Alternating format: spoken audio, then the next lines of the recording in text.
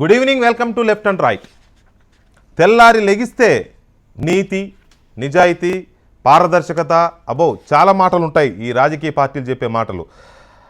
మా పార్టీలో ఉండే అంతర్గత సమాచారాన్ని, మా పార్టీల అంతర్గత కార్యకలాపాలని మీకు చెబితే, అంటే ప్రజలకు చెబితే మా స్వేచ్ఛ ఏం కాను, మా పార్టీల భద్రత ఏం కాను అంటూ రైట్ టు ఇన్ఫర్మేషన్ యాక్ట్ కింద సమాచారం ఇవ్వడము అనే ఒక ప్రతిపాదనని, కోర్టు ఆదేశాలని కేంద్ర ప్రభుత్వం తోసిపుచ్చింది. దీనికి తోడు ఇది ప్రజల చేతిలో పాశుపతాస్త్రం, ఈ అస్త్రాన్ని జాతికి అందిస్తున్నాం, మీ ఇష్టం వచ్చినట్టు ఉపయోగించుకోండి, ప్రజలు ఏ సమాచారాన్నైనా తెలుసుకునే హక్కు ఉంది, అందుకే దీన్ని ప్రజల కోసం తీసుకొస్తున్నాం అని చెప్పిన కాంగ్రెస్ పార్టీ కూడా లేదు, మనం బాధ్యత గల పార్టీలుగా సమాచారాన్ని ప్రజలకు అందిద్దామని అన్న మాట మాట్లాడుతుందంటే లేదు, కేంద్రంతో వంతపాడుతోంది. ఈ పరిస్థితుల్లో అసలు రైట్ టు ఇన్ఫర్మేషన్ యాక్ట్ చట్టం యొక్క మనుగడకే ప్రశ్నార్థకంగా మారుతున్నట్టు కనపడుతోంది రాజకీయ పార్టీలు. ఇదే ఇవాళ డిబేట్ నెంబర్ 1.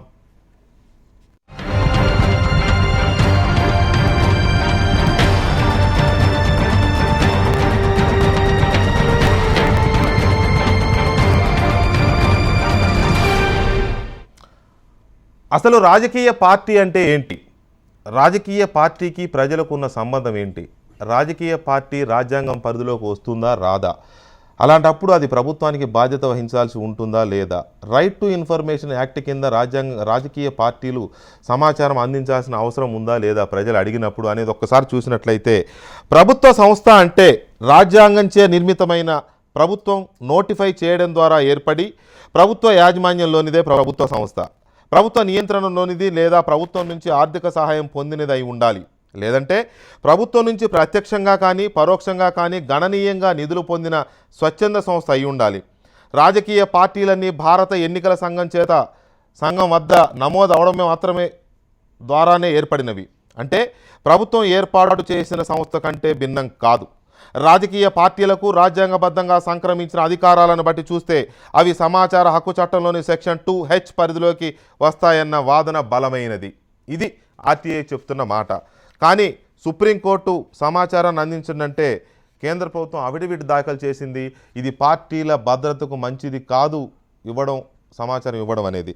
నరసింహరావు గారు, ఇవాళ డిబేట్ నెంబర్ 1లో పాల్గొనడానికి కాంగ్రెస్ పార్టీ నాయకులు అద్దంకి దయాకర్ గారు, భారతీయ జనతా పార్టీ నాయకులు ప్రముఖ న్యాయవాది రఘునందనరావు గారు, రాజకీయ సామాజిక విశ్లేషకులు నరసింహరావు గారు స్టూడియోలో ఉన్నారు. మరి కాసేపట్లో వర్మ గారు లోక్సత్తా పార్టీ నాయకులు విజయవాడ నుంచి మనకి ప్రత్యక్ష ప్రసారాలకు అందుబాటులోకి వస్తారు.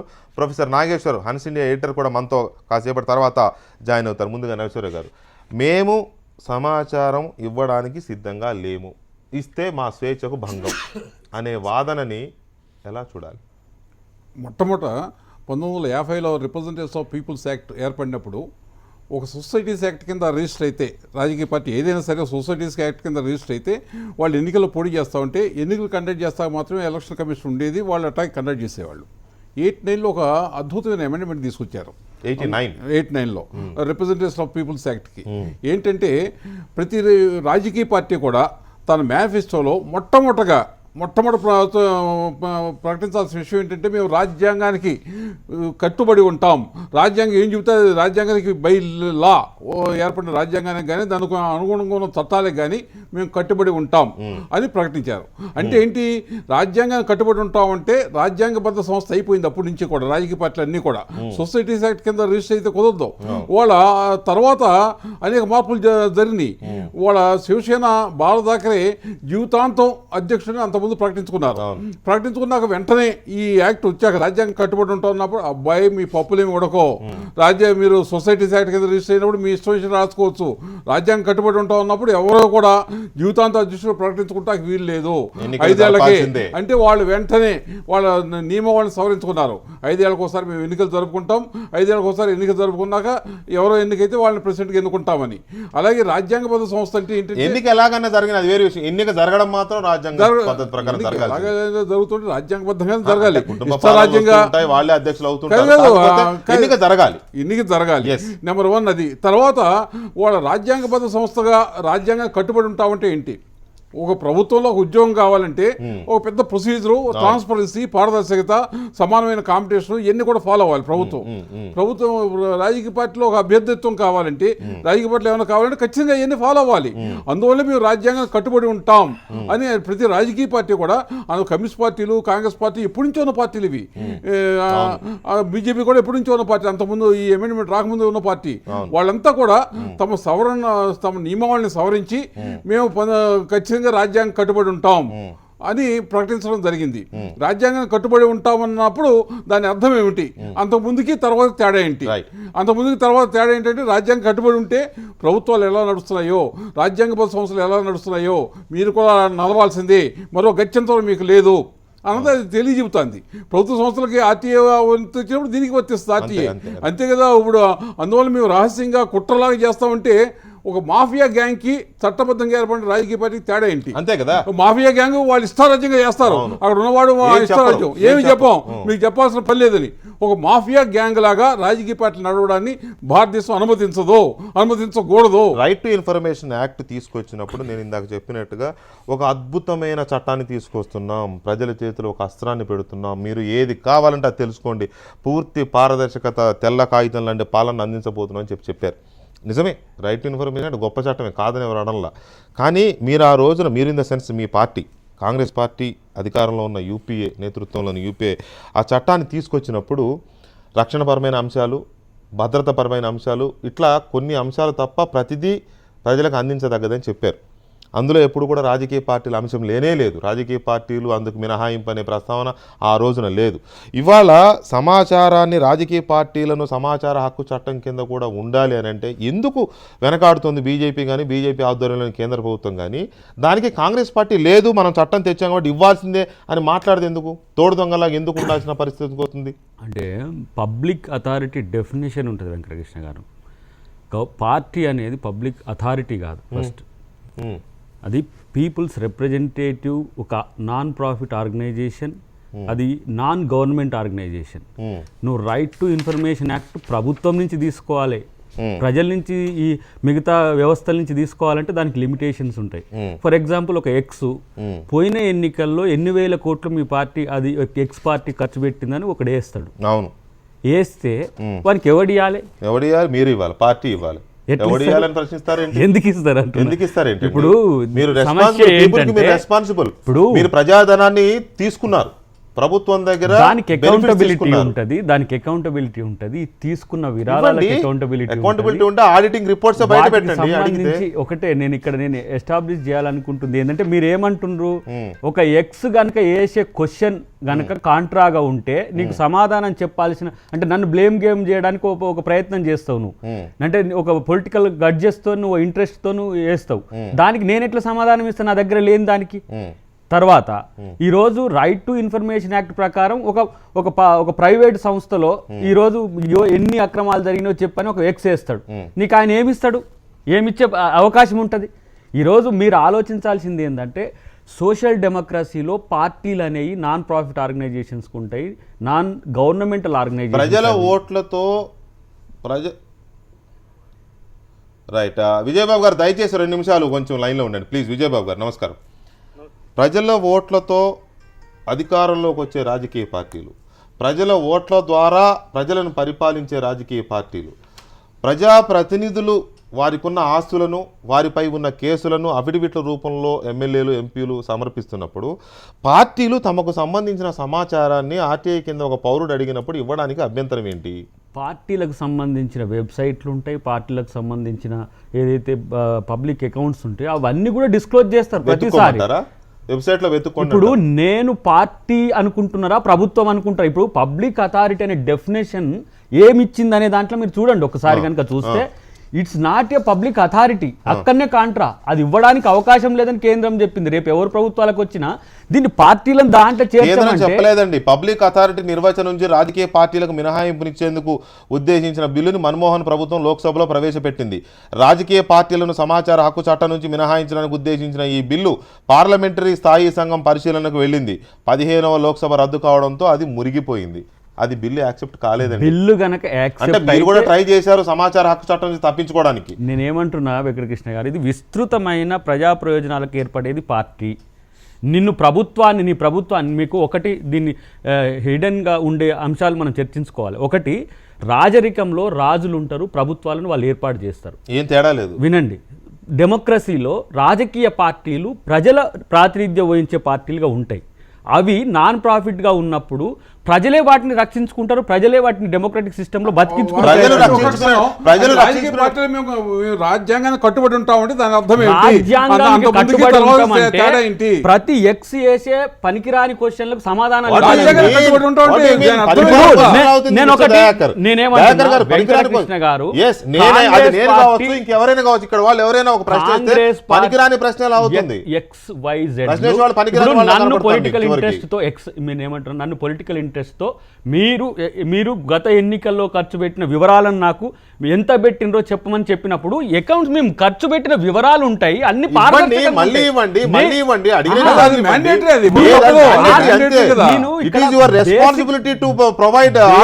బేసిక్ కాంట్రాడిక్టరీ మీకు ఎక్కడ వస్తుందంటే ఆర్టీఐ అనేది రిలేటెడ్ టు గవర్నమెంట్, కానీ ఇది పీపుల్ అంటే ఇప్పుడు ఒక వై కంపెనీలో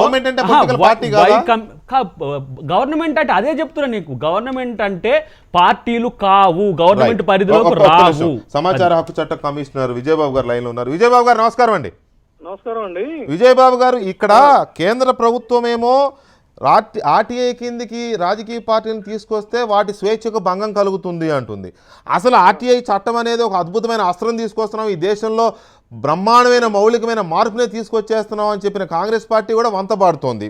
అసలు వాళ్ళే ట్రై చేశారు ముందు దీన్ని, దాని నుంచి తప్పించడం కోసం మన్మోహన్ సింగ్ ప్రభుత్వమే ట్రై చేసింది. ఎందుకు వీళ్ళు వెనకాడుతున్నారు? ఒకటి ఇక్కడ ప్రధానమైన అంశం ఏంటంటే, మాకు అధికారం ఇవ్వండి, మేము అధికారంలోకి వస్తే పారదర్శకమైనటువంటి పాలన అందిస్తాం, ప్రజలకు జవాబుదారీగా ఉంటామని చెప్పని పార్టీలు చెప్తా ఉంటాయి. ఆర్టీఐ యొక్క ప్రధానమైనటువంటి ఉద్దేశం ఏంటంటే పరిపాలనలో పారదర్శకత, జవాబుదారీతనం. పరిపాలనలో జవాబుదారీతనం, పారదర్శకత అందిస్తామని చెప్పేటువంటి పార్టీలు అధికారంలోకి రావడానికి ముందు చేసేటువంటి తొలి ప్రయత్నంగా ఆ పార్టీల్లో పారదర్శకత, ప్రజల పట్ల జవాబుదారీతనం మాకు వద్దు అని చెప్పనేటువంటి వాళ్ళు అధికారంలోకి వచ్చిన తర్వాత వాటిని ఎలా అందిస్తారని చెప్పిన ప్రజలు విశ్వసిస్తారనేది ఒక పాయింట్.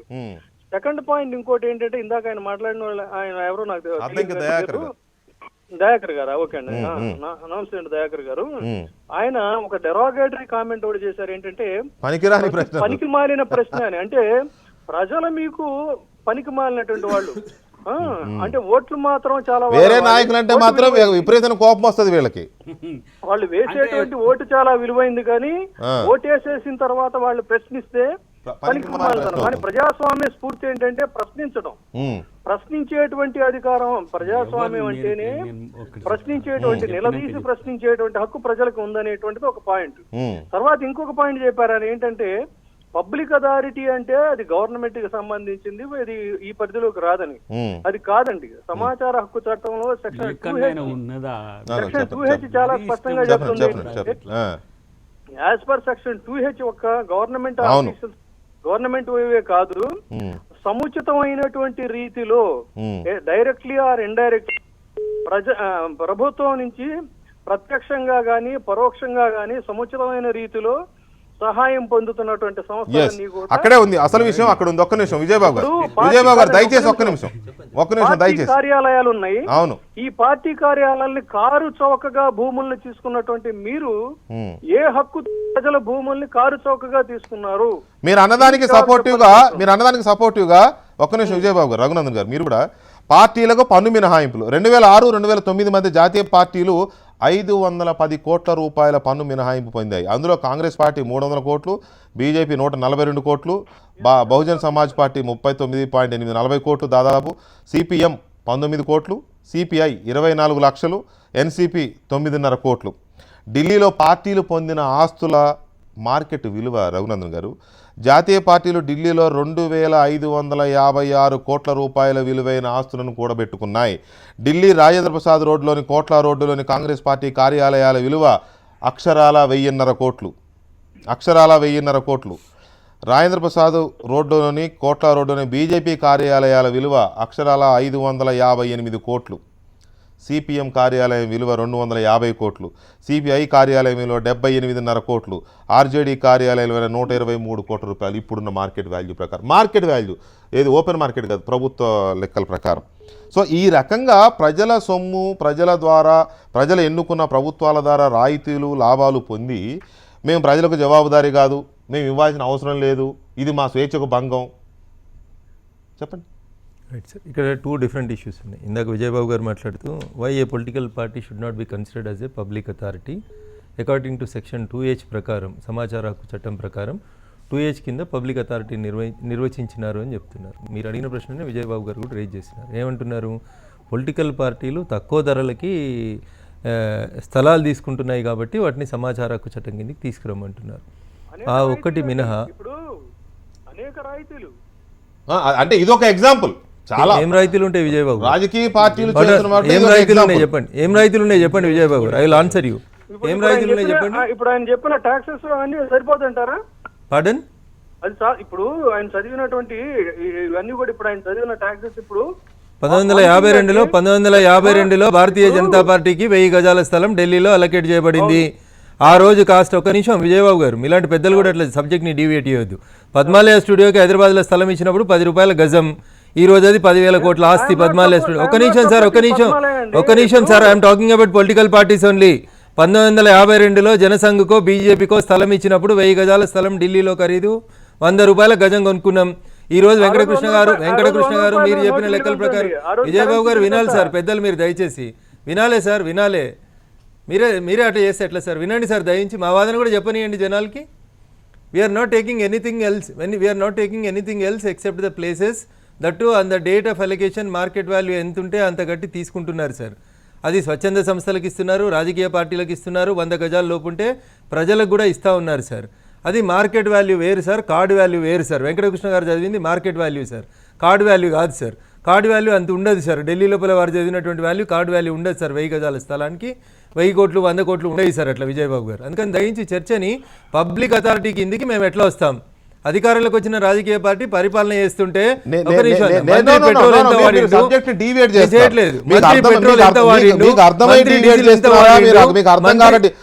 దయచేసి రఘునందన్ గారు, మీకు అర్థమై డీవియేట్ చేస్తున్నారా, అర్థం కాక డీవియేట్ చేస్తున్నారా నాకు అర్థం కాలేదు.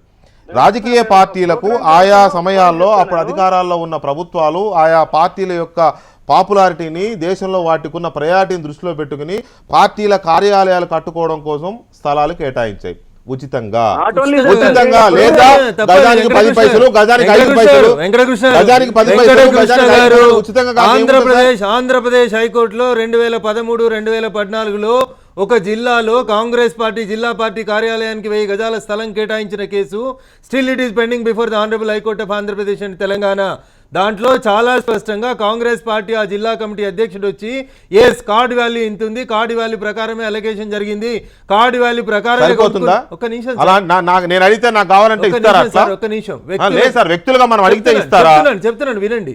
వ్యక్తులకి ఇండివిజువల్ గా 100-125 గజాలని జిల్లాలలో అలొకేట్ చేసేటువంటి అధికారం కలెక్టర్లకు ఉంది. అలొకేషన్ జరుగుతా ఉంది. ఎక్కడ జరుగుతుంది సార్? ఒక నిమిషం సార్,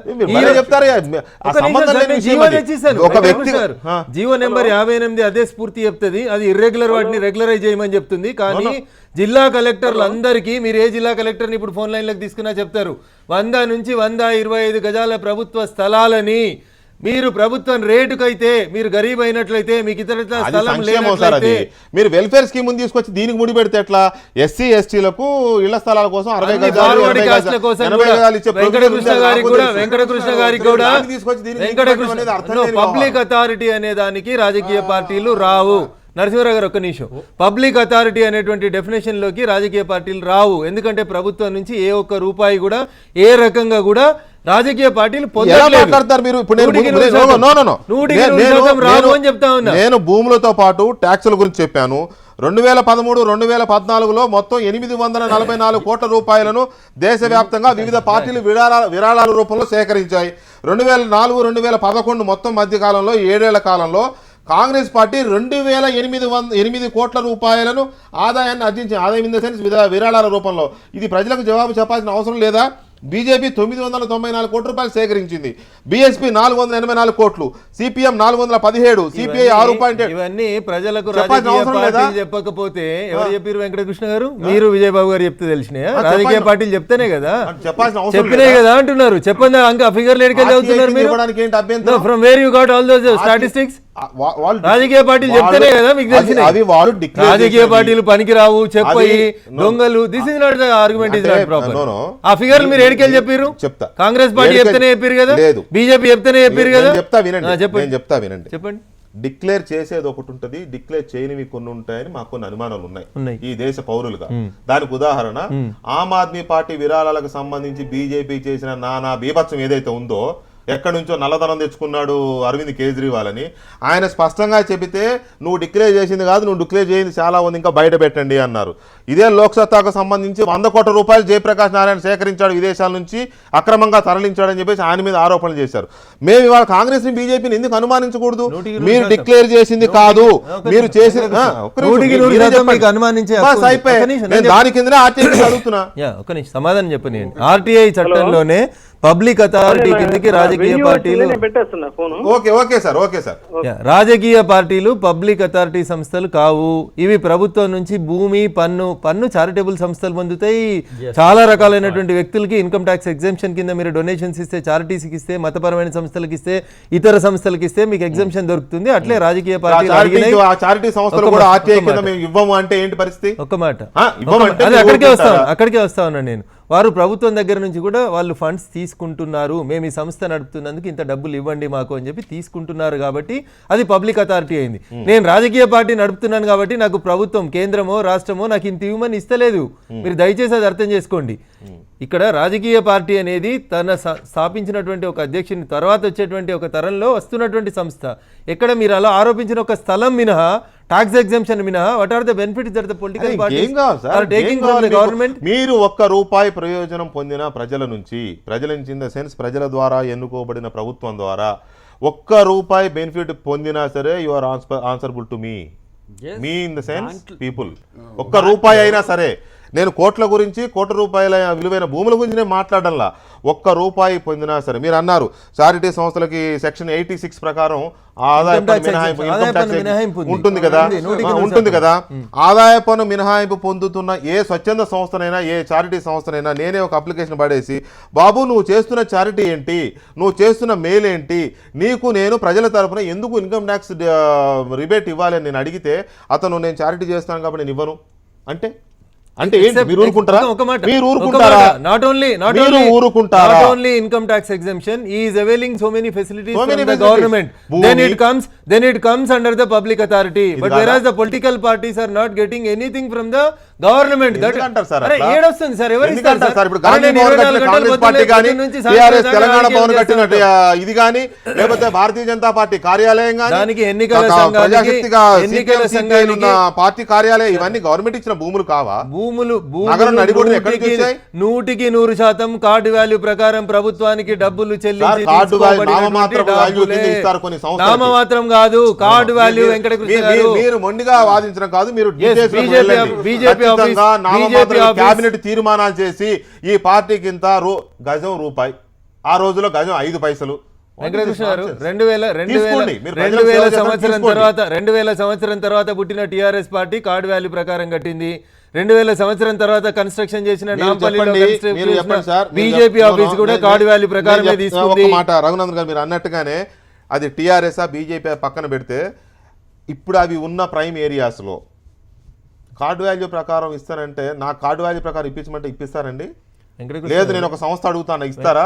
లేకపోతే మాడుగున నాగఫణి శర్మ గారు, ఒక్క నిమిషం, మాడుగున నాగఫణి శర్మ గారు హైటెక్స్ దగ్గర ఏదో తీసుకున్నారు, 2 ఎకరాలు 5 ఎకరాలు ఎంతో నాకు గుర్తులేదు, వారికి ఏదో సంస్థని ఇచ్చారు, ఇప్పుడు ఇస్తారా అడిగితే? నేను అడుగుతాను, ఆయన ఆర్టీఐ కింద బాబు నువ్వేం చేస్తున్నావు, ఆయన నేను ఇవ్వనంటే ఊరుకుంటామా? ఒక్క నిమిషం.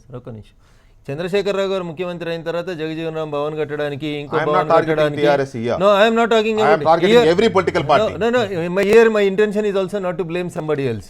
ప్రభుత్వాలు అధికారంలోకి వచ్చిన తర్వాత అవసరం ఉన్నటువంటి సంస్థల కార్యాలయాలు, నిర్మాణాలు, మెమోరియల్స్ కట్టుకోవడానికి కొన్ని చోట్ల స్థలాలు ఇస్తున్నటువంటి మాట వాస్తవం. అది తప్పని నేను అనుకోవట్లేదు. సమాజానికి వాళ్ళు నేను చేసినటువంటి తప్పననలేదు. మేలును గుర్తించి వారికి సమాజంలో గుర్తింపు కోసం ఒక స్థలమో, ఒక విరాళమో, ఒక మెమోరియలో, ఒక ట్రస్ట్ భవనమో కట్టుకుంటామని ఆ సంస్థ అడిగినప్పుడు రైట్. నేను మీ ద్వారా ప్రజలకు చెప్తుంది, ఇండివిజువల్ గా రైట్ టు ఇన్ఫర్మేషన్ యాక్ట్ కిందికి రాజకీయ పార్టీలు రావాలని కోరుకునే వాళ్ళలో రఘునందన్ రావు కూడా ఒకరు. కానీ పబ్లిక్ అథారిటీ సంస్థ నరసింహారావు గారు చెప్పినప్పుడు 56లో రిజిస్ట్రేషన్ అయినప్పుడు పొలిటికల్ పార్టీస్ ఎట్లా అయినాయి, 89లో ఏం అమెండ్ అయింది, it is a big debatable issue. ఒక నిమిషం sir, it is a big debatable issue. Supreme Court ధర్మాసనం కూడా చాలా సందర్భాల్లో ఇట్లే 5 జడ్జీలు కూర్చుంటే 3 ఒకటి చెప్తారు, 2 ఒకటి చెప్తారు. వెంకటకృష్ణ గారు రేపు చర్చ జరగాల్సిందే, రేపు దీని మీద చర్చ జరగాల్సిందే. దయచేసి 56 నాటి మనం హిపోక్రటిక్ గా మాట్లాడుకుంటే ప్రజలకు అన్యాయం చేసిన వాళ్ళు అవుతాం. 56 నాటి చట్టాన్ని 89లో అమెండ్ చేశారు. 89లో అమెండ్ చేయడం ద్వారా ఒక మంచి జరిగిందని చెప్పి నరసింహారావు గారు కోట్ చేశారు. నేను అంటున్నా ఆర్టీఐ తీసుకురావడం ద్వారా ఇంకా మంచి జరిగిందని నేను అంటున్నా. ఇవాళ తీసుకొచ్చిన పార్టీలే మేము ఆర్టీఐ కిందికి రావడం. ఉదాహరణకు ఒక ఎగ్జాంపుల్ చెప్తాను నేను. చిరంజీవి గారు బ్లడ్ బ్యాంక్ పెట్టారు, ఫ్రీగా ఇవ్వాలి ఆయనకి స్థలం, నామమాత్రపు ధరకి ఆ రోజున ప్రభుత్వం అయ్యో బ్లడ్ బ్యాంక్ కదా చిరంజీవి గారు సేవ చేస్తారు కదా అని ఇచ్చారు. నేను ఇవాళ ఒక అప్లికేషన్ పెడతాను ఆర్టీఐకి. నరసింహారావు గారు మీరు చెప్పండి, నేను ఒక అప్లికేషన్ పెడతాను ఆర్టీఐకి. చిరంజీవి గారు ప్రభుత్వం దగ్గర నామమాత్రపు ధరకు స్థలం, నిజానికి అక్కడ ఆ స్థలం కొన్ని కోట్లు అవుతుంది, ఆయనకి లక్షలకు వచ్చి ఉండొచ్చు బహుశా. చిరంజీవి గారు ప్రభుత్వం దగ్గర నామమాత్రపు ధరకు స్థలం తీసుకున్నారు కాబట్టి ఇన్ని సంవత్సరాల్లో ఆయన ఎన్ని యూనిట్లు రక్తదానం చేశారు, ఎంతమందికి కళదానం చేశారు, ఆయనకు వచ్చిన ఇన్కమ్ ఎంత, ఆయన ఖర్చు పెట్టింది ఎంత, ఇవన్నీ నేను ఎక్కడ అడుగుతాను. నేను చారిటీ చేసిన, నేను ప్రజలకు సేవ చేస్తాను కాబట్టి ఇవ్వాల్సిన అవసరం లేదు. నీ అప్లికేషన్ పనికిమాలిన అప్లికేషన్ పక్కన పడేస్తే ఎవరు సమాధానం చెప్పాలి? రాజకీయ పార్టీలో ఇలా అంటున్నప్పుడు ఆ వ్యక్తిగా ఆయన అనకూడదని గ్యారంటీ ఏంటి? ఇప్పుడు వ్యక్తిగా ఆయన చెప్తున్నా ఒక చిన్న విషయం, రేపు మీరు అభ్యర్థులు నిలబెడుతున్నారు, వాళ్ళు గెలిచాక అధికారంలోకి వస్తున్నారు, ప్రభుత్వాలు నేర్పరుస్తున్నారు, ప్రభుత్వాలు నేర్పరిచి రాజ్యాంగాన్ని పరిరక్షిస్తామని చెబుతున్నారు, రాజ్యాంగ పరిరక్షణ కోసమే మేము ఉన్నామని చెబుతున్నారు. అయినప్పుడు రాజ్యాంగాన్ని కట్టుబడి ఉంటాం అంటే ఆర్టీఐ యాక్ట్లో టెక్నికల్గా ఇప్పుడు మేము ఆ పబ్లిక్ అథారిటీ కింద రావని టెక్నికల్ మాట్లాడతాం, లేకపోతే చేరుద్దాం. పొలిటికల్ పార్టీస్ కూడా వస్తాయని చేస్తే అది పెద్ద విశేషం ఉంది. ఆర్టీఐ యాక్ట్లో చేస్తే అప్పుడు ఏం చేస్తారు? ఇప్పుడు ఆ విషయం తెలవదా ఇంటి సుప్రీంకోర్టు ఇప్పుడు విచారిస్తుంది, వాళ్ళని ప్రభుత్వం అడిగితే ప్రభుత్వం చెప్పింది. పెద్ద విచిత్ర ఆశ్చర్యకరమైన విషయం ఏంటంటే బీజేపీ అధికారంలోకి వచ్చేదాకా కూడా ఆర్టీ యాక్ట్ కింద రాజకీయ పార్టీలు రావాలని వాదించింది. పార్లమెంట్ లో కూడా గళమెత్తి చెప్పారు వాళ్ళు ఆర్టీ యాక్ట్ కింద పొలిటికల్ పార్టీస్ తీసుకోవాలని. వాళ్ళు అధికారంలోకి వచ్చాక ప్రభుత్వం తరఫున అటార్నీ జనరల్ చెప్పాడు రాజకీయ పార్టీలు వస్తాక వీల్లేదని. అంటే కేవలం వాళ్ళు మొత్తం తమ ఆలోచన ధోరణి దీన్ని మార్చేశారు. అలాగే అసలు మీరు గనక ఒక ఆర్టీ యాక్ట్ కింద రాకపోతే ఇందాక నేను చెప్పాను మాఫియా గ్యాంగ్ కి మీకు తేడా ఏంటి? మీ ఇష్టారాజ్యంగా మీరు వ్యవహరిస్తారు, మీ అభ్యర్థులు మీ ఇష్టం చేస్తూ ఉంటారు, మీకు తేడా ఏంటి? అది ఎందుకంటే మీరే చెప్పండి, ఒక దొంగతనం చేసేవాడు కానీ, ఒక స్మగ్లర్ కానీ, లేకపోతే ఇంకేదైనా అసాంఘిక కార్యకలాపాలు చేసేవాడు కానీ, ప్రజలకు తెలియకుండా ప్రభుత్వానికి తెలియకుండా చీకట్లో దందాలు చేసేవాళ్ళు కానీ, వీళ్ళు లెక్కలు బయట పెట్టడం లేదంటే సరే వాడు దందాలు చేస్తున్నారు కాబట్టి వాడు చెప్పట్లేదు అని అనుకోవడానికి అవకాశం ఉంది. మీకు ప్రజల ద్వారా ఎన్నుకోబడిన ప్రభుత్వాలను నిర్వహించే పార్టీలు కానీ, పార్టీల రూపంలో వచ్చి ప్రజలను ఓట్లాడికి అధికారంలోకి వచ్చే రాజకీయ పార్టీలు ఎందుకు ఇంత చర్చ చేస్తున్నాయి? ఒకటి, పార్టీలు ఆర్టీఐ పరిధిలోకి ఎందుకు రావాలని అంటే రాజకీయ పార్టీలను సమాచార హక్కు చట్టం కిందకి తెస్తే ఆర్థిక అవకతవకలు చెక్ పెట్టవచ్చు అనేది ఆర్టీఐ భావిస్తోంది. 1 పాయింట్. ఎన్నికల్లో అవినీతి అక్రమాలు పరోపాలు తగ్గిపోతాయనే వాదన కూడా ఉంది కాబట్టి తేవాలంటోంది. రాజకీయ పార్టీలేమీ ధార్మిక సంస్థలు కానే కావు, విరాళాలు ఇచ్చేవారు ఆర్థిక ప్రయోజనం కోసమే ఇస్తారనేది తెర వెనుక నడిచే భాగవతమే. ఇవాళ మీరు వారిని విమర్శిస్తారు, వారు మిమ్మల్ని విమర్శిస్తారు, కార్పొరేట్లు మిమ్మల్ని నడుపుతున్నారని రోజు విమర్శించుకుంటున్నారు కదా. ఆ విమర్శల్లో ఎవరిదో ఒకరిది నిజమై ఉండాలి, బహుశా మీదో నిజమై ఉండాలి, లేదా వారితోనే నిజమై ఉండాలి. ఇలాంటి ఆరోపణలు ఉన్నప్పుడు రాజకీయ పార్టీలే నల్లధనాన్ని పెంచి పోషిస్తున్నాయని చెప్తున్నప్పుడు ఏం బాధ? కమింగ్ అండర్ ఆర్టీఐ ఒక్క మాట చెబితే ఒక చిన్న విషయం ఇంకోటి యాడ్ చేస్తా వారు చెప్పే ముందు, వాళ్ళు రాజ్యాంగాన్ని మీరు అవకాశం వచ్చిన ప్రతి స్వార్థ ఉల్లంఘిస్తున్నారు. మీరు కులాన్ని బట్టి సీట్ ఇస్తున్నారా లేదా? కులాన్ని బట్టి సీట్ ఇస్తూ రాజ్యాంగబద్ధమా? లేదు. డబ్బును బట్టి సీట్ ఇస్తున్నారా లేదా? డబ్బును బట్టి ఇస్తూ రాజ్యాంగబద్ధమా? లేక మీరు నియామకాలు చాలా జరుపుతున్నారు, దాన్ని రాజ్యాంగబద్ధంగా ఎక్కడ జరుపుతున్నారు నియామకాలు? మీది అక్కడ వచ్చి ఢిల్లీ వచ్చి ఒక పార్టీకి ఢిల్లీ వచ్చి పైరువేలు చేస్తే వాళ్ళకి సీట్లు ఇస్తున్నారు, వాళ్ళకి అన్నీ చేస్తున్నారు. అలా ఇప్పుడు మీరు రాజ్యాంగాన్ని, రాజ్యాంగ స్ఫూర్తిని ప్రతి క్షణం ఉల్లంఘిస్తున్నారు. ఉల్లంఘిస్తుంటే మీరు కనీసం ఈ అభ్యర్థిని ఎలా ఎంపిక చేశారు? నిజంగా మీ పార్టీలు లేడే మీరు ఎలా ఎంపిక చేశారంటే వాళ్ళు సమాధానం చెప్పొద్దా? మీరు మీ యొక్క ఉండడానికి నేను అప్పుడప్పుడు డిస్టర్బ్ చేయాలని ప్లాన్ చేస్తున్నా కానీ మాట్లాడిన ఇప్పుడు ప్రశ్న పెసిమిస్టిక్గా ఉండొద్దు ఎప్పుడు కూడా. ప్రశ్న డెమోక్రటిక్గా ఉండాలి. నువ్వు అడుగుతున్నది ఏంటిది అనే దాన్ని బట్టి సమాధానం కూడా ఉంటుంది. ఇప్పుడు నువ్వు అడిగే ప్రజలకి జవాబుదారీగా రాజకీయ పార్టీలు ఉండాలని అడగడం దట్స్ వాట్. నేను దాని కొరకు నేను అకౌంట్స్ మెయింటైన్ చేస్తా, నా ఆర్గనైజేషనల్కి ఆడిటింగ్ ఉంటుంది, నాన్ గవర్నమెంట్ ఆర్గనైజేషన్ ఏ రకంగా ఆడిటింగ్ నీకు డిస్క్లోజ్ చేస్తాం, మేమిచ్చే సమాచారం మీకు ప్రైమరీ డేటాగా ఉంటుంది. నేను అంటున్నది ఏంటంటే పబ్లిక్ అథారిటీ కిందికి ఒకవేళ ఈ పార్టీలను తెస్తే కంపల్సరీ అది అయ్యే అవకాశం ఉంటుంది. మేము ఎందుకు తేలేదనేది కూడా మీరు అన్నారు కదా ఇంతకు. ఇప్పుడు మీరు ఫస్ట్ ఈ రాజ్యాంగాన్ని నిర్మిస్తూ ఈ రాజ్యాన్ని ఏర్పాటు చేయడానికి బేసిక్ ఇన్పుట్స్గా ఉన్న పార్టీలను ఈరోజు టార్గెట్ చేస్తూ కొన్ని రకాలమైన వివరాలు అడగడంలోనే పెసిమిస్టిక్ క్వశ్చన్స్ ఉంటాయి. వాటికి సమాధానం చెప్పలేని స్థితిలో పార్టీలు చెప్పాలండి. ఇప్పుడు ఎందుకు అంటున్నానంటే ఒక ఎగ్జాంపుల్ రైట్ మీరు అన్నారు కాబట్టి నేను ఒక ప్రజలకు అర్థమయ్యే తీరులో రఘునందన్ గారు కూడా అర్థమయ్యే తీరులో ఒక క్వశ్చన్ అడుగుతాం మిమ్మల్ని. ఆయన కూడా అర్థం కావాల్సిన అవసరం ఉంది. ఎందుకంటే ఆయన అర్థం కాదు కానీ అర్థం కానట్టు నటిస్తున్నట్టుగా నాకు కనపడుతుంది పొలిటీషియన్గా. ఉదాహరణకి మొన్నటి 2014 ఎన్నికల్లో నరేంద్ర మోడీ గారు ప్రచారానికే 5,000 కోట్ల రూపాయలు ఖర్చు పెట్టారని కాంగ్రెస్ పార్టీ ఆరోపించింది. రైట్? ఆరోపించారా లేదా? రాహుల్ గాంధీ గారు రఘునందన్ గారు అవునా కాదా? నరేంద్ర మోడీ గారు ప్రచారానికే 5,000 కోట్లు ఖర్చు పెట్టారని కాంగ్రెస్ పార్టీ ఆరోపించిందా లేదా? ఆరోపించింది కదా. 7 ఏళ్లలో 2,000 కోట్ల రూపాయలు మాత్రమే కాంగ్రెస్ పార్టీ విరాళాలు సేకరించింది. 7 ఏళ్లుగా పార్టీ ఆ 2,000 కోట్లతోనే నడుస్తోందంటే నమ్మగలమా? బీజేపీ నమ్ముతుందా? ఇంకెవరైనా నమ్ముతారా? ఒక్క ఎన్నికలకే నరేంద్ర మోడీ ప్రచారానికి 5,000 కోట్లు ఖర్చు పెడితే 7 ఏళ్లుగా 2,000 కోట్లతో కాంగ్రెస్ పార్టీ బతికేసి దేశంలో అంత స్వచ్ఛంగా అధికారంలోకి వచ్చింది గడిచిన అంత ముందు ఎన్నికల్లో అని చెబితే ఎవరి చెవుల్లోనే పూలు ఉంటాయా దయాకర్ గారు? నేనేమంటున్నా, మీరు 2 రకాల కాంట్రాడిక్టరీ ఇక్కడ మనం ఎస్టాబ్లిష్ చేస్తున్నాం. మీకు అర్థం కావట్లే. నన్ను ప్రశ్నించడానికి నీకు హక్కు ఉంది. నీ ప్రశ్నకు నేను నాన్ గవర్నమెంటల్ ఆర్గనైజేషన్కి నీకు జవాబిస్తున్నా. నువ్వు ప్రభుత్వాన్ని, ఆర్టీఐ అనేది రిలేటెడ్ టు పబ్లిక్ అథారిటీ. నన్ను పబ్లిక్ అథారిటీ చేయకుండా నన్ను ప్రశ్నించే హక్కు నీకు ఏ మేరకు ఉందన్నప్పుడు నేను నిన్ను ప్రశ్నిస్తా. నువ్వెంత నీతిమయంగా ఉన్నావు అనేది, నీ ఓటుకు ఎంత కాస్ట్ తీసుకుంటున్నావు అనేది నిన్ను ప్రశ్నిస్తే you are also public authority కదా.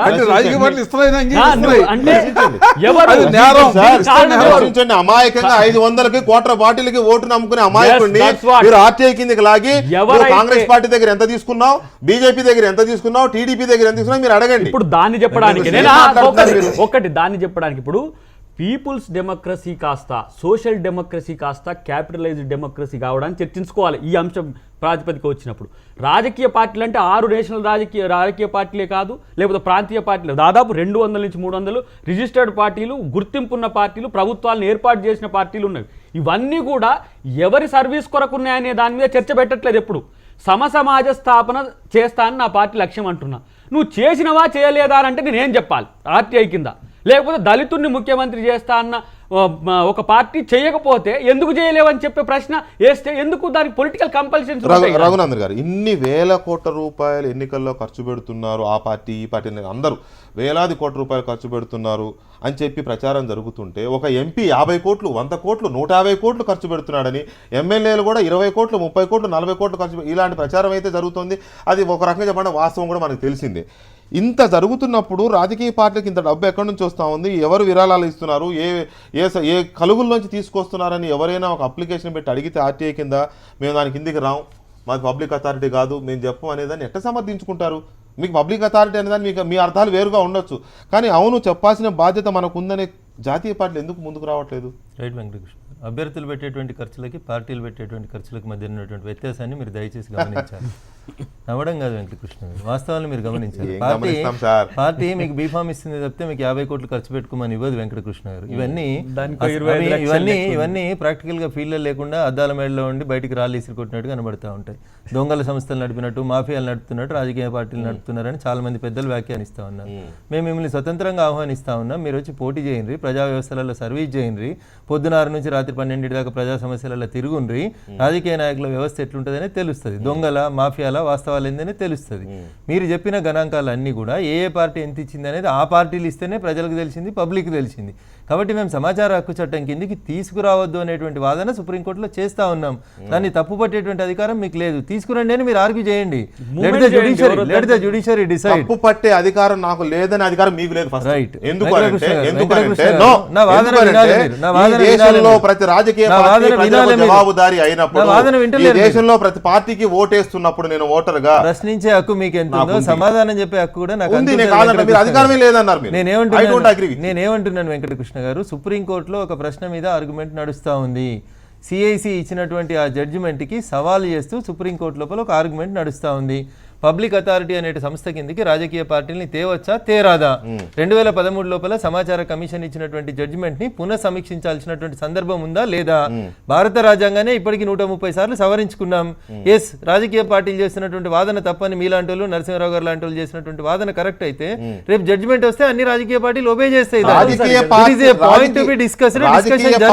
రాజకీయ పార్టీలన్నీ ప్రభుత్వ సంస్థలే అని కేంద్ర సమాచార కమిషన్ అన్న మాటని ఎందుకు కాదంటున్నారు? అది రాజ్యాంగబద్ధంగా ఏర్పాటైన చట్టబద్ధమైన సంస్థ. అదే మాట చెప్తా ఉన్నాను. ఒక కోర్టు, కింది కోర్టు జడ్జిమెంట్ ఇస్తుంది. ఉదాహరణ చెప్తాను, నా మిత్రుడు దయాకర్ని దోషి అంటది, పైకోర్టుకి అప్పీల్ కోతాడు. ఎందుకు పోతున్నావు అంటే it is right to go there. ఇది ప్రభుత్వానికి ఉన్నటువంటి రైటు, పార్టీలకు ఉన్నటువంటి రైటు. ఎపెక్స్ కోర్టు, సుప్రీంకోర్టుకు పోయినారు, అప్పీల్ డిస్కషన్ జరుగుతుంది. ఎస్, డిబేట్ లోపల నేను నేరం చేసినాను, మీరు ఆరోపణ చేసిరు, చేయలేదని నేను వాదించుకుంటున్నాను. చివరిదాకా నాకు వాదించుకున్నటువంటి ఉంది. అసలు మేము ప్రజల దీంట్లోకి రామని ఆర్గ్యుమెంట్ మేము తప్పుపడుతున్నాం. ప్రజలుగా You have right. ఈ దేశ 125 కోట్ల ప్రజలుగా మేము అసలు అఫిడవిట్ తప్పుపడుతున్నాం. మీకు రాజకీయ పార్టీలో మీకు అధికారం ఉందని నేను అదే ఖచ్చితంగా మేము తప్పుపడతాం. బీఫామ్ ఇచ్చేటువంటి పార్టీలు మీరు చెప్పినట్టు 50 కోట్లు 100 కోట్లు 150 కోట్లు క్యాండిడేట్లకు ఇచ్చినాయి, 5,000 కోట్లు ఖర్చు పెట్టినాయి. మొన్నటి ఎన్నికల్లో ఏ పార్టీ అభ్యర్థికి ఎంత పంపిందో తెలియదా మనకి? అధికారికంగా లెక్కలు ఉండకపోవచ్చు, ఆధారాలు ఉండకపోవచ్చు. వెంకటకృష్ణ గారు, ప్రతిదానికి అధికారికంగా లెక్కలు ఉంటున్నాయి. మేము ఒక అఫిడవిట్ ఇస్తాము, ఒక బ్యాంక్ అకౌంట్ ఓపెన్ చేస్తాము. వరంగల్ జిల్లాలో ఒక అభ్యర్థి ఆత్మహత్య ప్రయత్నం ఎందుకు చేశాడండి?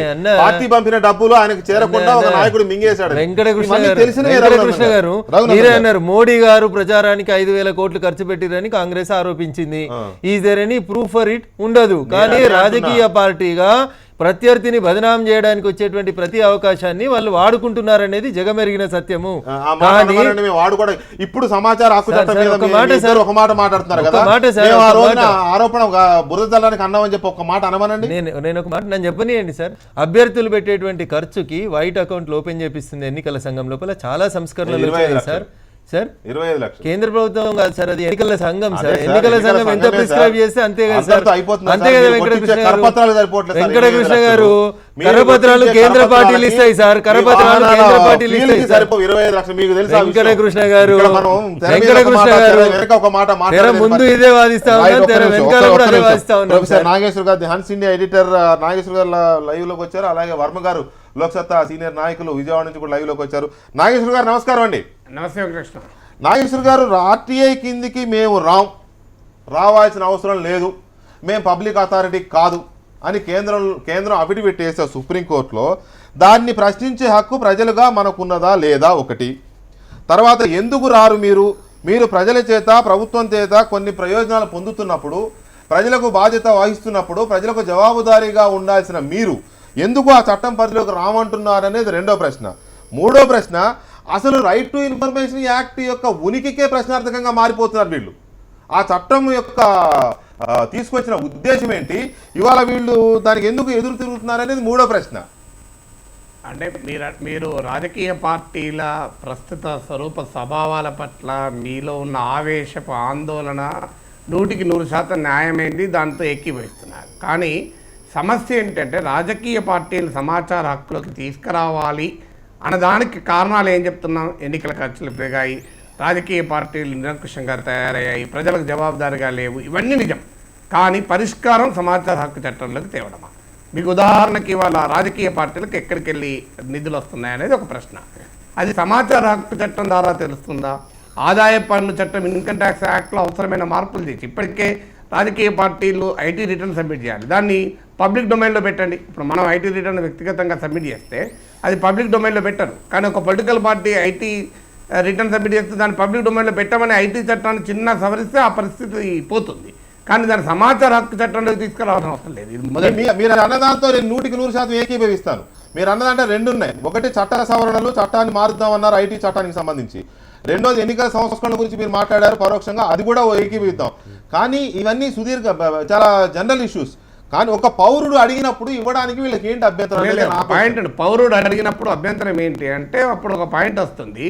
రఘునందన్ గారికి టికెట్ ఇవ్వకుండా మీరు దేవి ప్రసాద్కి ఎందుకు టికెట్ ఇచ్చారు అని అడిగారనుకోండి. ఇప్పుడు ఉదాహరణకు అంటే వీళ్ళు రెండు పార్టీలు ఉన్నారు. రఘునందన్ గారికి మెదక్ పార్లమెంట్ నియోజకవర్గంలో ఎందుకు టికెట్ ఇవ్వలేదు, జగ్గారెడ్డిని పిలిచి ఎందుకు ఇచ్చారు అని బీజేపీకి మీరు ఒక లెటర్ కాంగ్రెస్ వాళ్ళు పెట్టింది అనుకోండి. సో అప్పుడు మీ బీజేపీ రాష్ట్ర కార్యవర్గ సమావేశంలో రఘునందన్కు టికెట్ ఇవ్వాలని ఎవరెవరు అన్నారు, జగ్గారెడ్డికి టికెట్ ఇవ్వాలని ఎవరెవరు అన్నారు, ఎవరెవరు ఏమి అన్నారు అని ఒక క్వశ్చన్ అడిగారు అనుకోండి. అప్పుడు బీజేపీ ఇంకో కిషన్ రెడ్డి గారు ఉదాహరణ చెప్తుంది, ఇవన్నీ నిజం కాదు, కిషన్ రెడ్డి గారు రఘునందన్కు ఇవ్వకూడదు అన్నారు, ఆయన వేరే పార్టీ నుంచి వచ్చిండు అని అన్నారు అనుకోండి. తెల్లారి పొద్దున్న రఘునందన్ గారు కిషన్ రెడ్డి గారు గౌరవిస్తారా? అంటే ఒక బీజేపీ అని ఒక రాజకీయ పార్టీ కుప్పకూలాలని మనం ఆశించుదామా?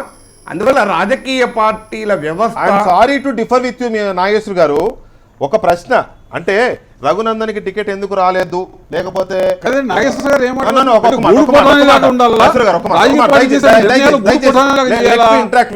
నాగేశ్వర్ గారితో ఇంటరాక్ట్ అవ్వనివ్వండి దయచేసి. ఇక్కడ ఒక అభ్యర్థికి టికెట్ ఎందుకు ఇవ్వలేదు అనే ప్రశ్న మీరు అన్న దాంట్లో లాజిక్ ఉంది, నేను కాదంట, డెఫినెట్గా ఇట్స్ లాజికల్ ఆన్సరే. కానీ అలాంటి ప్రశ్నలకి అసలు మేము చట్ట పరిధిలోకి రాము అని మొండికేయడానికి సంబంధం ఉందా అనేది. ఒకవేళ కొన్ని ప్రశ్నలు అడిగినప్పుడు ఈ ప్రశ్న సమాధానం ఇవ్వడం అనేది పూర్తిగా మా అంతర్గత వ్యవహారం సమాధానం ఇవ్వచ్చు, అంతేగాని అసలు మేము ఈ చట్ట పరిధిలోకి రాము, ఈ చట్టం కింద క్వశ్చన్ అడిగే అధికారమే ఈ దేశ పౌరుడికి లేదనడం ఏ రకంగా సబబు అవుతుంది అనేది క్వశ్చన్. నాగేశ్వర్ గారు పాయింట్ ఏంటంటే ఇది మా అంతర్గత వ్యవహారము, సమాచారం ఇవ్వము అని సమాచార హక్కు పరిధిలోకి వచ్చిన తర్వాత ఎవరు అనరాదు. అది మీరు అంటున్నట్లు సాధ్యమే కాదు. సమాచార హక్కు చట్టంలోకి వచ్చిన తర్వాత ఇది నా అంతర్గత సమాచారం ఇవ్వనని ఎట్లా అంటారండి? అది ఆర్టీఏ చట్టం ఉల్లంఘన అవుతుంది. ఒకటి. రెండు, రాజకీయ పార్టీలు ఏ చట్టం పరిధిలోకి రావద్దు అని నేను అనలేదు, నేనే సలహా ఇచ్చాను. ఆదాయ పన్ను చట్టాన్ని సవరించి రాజకీయ పార్టీల మొత్తం లెక్కలు బయటికి రావాలి అని అన్నాను. ఇప్పుడు మనం ఆవేశంతో మాట్లాడడం కాదు, ఒక మనిషికి ఆవేశంతో మాట్లాడితే ఎప్పుడు కూడా పరిష్కారం దొరకదు. రాజకీయ వ్యవస్థను సంస్కరించుదామా, రాజకీయ వ్యవస్థను చిన్నాభిన్నం చేద్దామా? ఈ రెండింటి మధ్య ఒక క్వశ్చన్. రాజకీయ వ్యవస్థను సంస్కరించాలి అనుకుంటే అనేక ఇతర చట్టాల్లో మార్పులు తెచ్చి తేవాలి. సమాచార హక్కు చట్టం కింద క్వశ్చనే అడిగామనుకోండి, క్వశ్చన్ అడిగినంత మాత్రాన్ని మొత్తం వ్యవస్థ మారుతుంది అనుకుంటే పొరపాటు మనకు. ఇది సమాచార హక్కు చట్టంలో తెస్తే రాజకీయ పార్టీలన్నీ రేపటి నుంచి అద్భుతంగా మారిపోతాయి అనుకుంటే పొరపాటు. అది ఈ దేశంలో అత్యున్నతమైన విధాన నిర్ణాయక వ్యవస్థ అత్యున్నతమైనది పార్లమెంట్.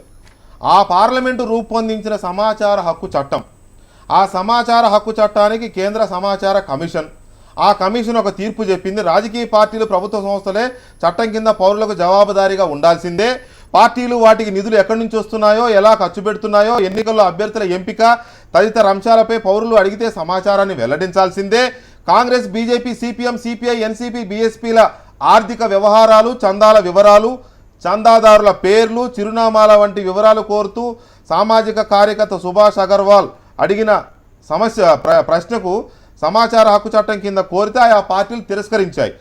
దీంతో వాళ్ళు సిఐసిని ఆశ్రయించారు. అంటే ఇక్కడ మీకు తెలియంది కాదు, ఇది రాజ్యాంగబద్ధంగా పార్లమెంటు తయారు చేసిన చట్టానికే అదే పార్లమెంటుకు ప్రాతినిధ్యం వహిస్తున్న పార్టీలు మేము దాని కిందికి రాము అంటే దాన్ని మనం రకరకాలుగా నిర్వచనాలు చెబుతూ పోతే ఇక సామాన్యుడు ఎవడు చట్టానికి కట్టుబడి ఉంటాడనే ప్రశ్న. అలా నేను ఒకటి అడుగుతాను, ఒక ప్రైవేట్ సంస్థ, ఇప్పుడు ఉదాహరణకు HMTV ఉంది, HMTVలో ఈ వార్త హెడ్లైన్లు ఎందుకు పెట్టారు అని అడిగే హక్కు పౌరులకు ఉందా?